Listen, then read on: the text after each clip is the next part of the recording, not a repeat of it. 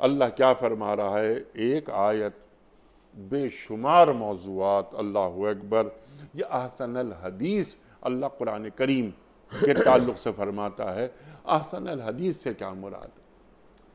سورہ زمر کی آیت نمبر 23، اللہ رب العزت نے اس آیت مبارکہ کے اندر خود قرآن کریم کا تعارف پیش فرمایا ہے. سبحان اللہ. قرآن کریم کی اس آیت میں قرآن کا تعارف، قرآن کی آئینی اور دستوری حیثیت کہ یہ ہدایت ہے، اور قرآن کریم کے پڑھنے کا انداز، اور قرآن کریم سے کس چیز کو حاصل کرنا چاہیے، اس مطلوب کو اللہ رب العزت نے اس آیت کے اندر بیان فرمایا ہے. سبحان اللہ. پہلی بات تو یہ ہے کہ ساری آیات ہی بہت زیادہ غیر معمولی اہمیت کی حامل ہوتی ہیں، جامع ہوتی ہیں، فصیح و بلیغ ہوتی ہیں، علوم و معارف کا دریا بہتا ہے.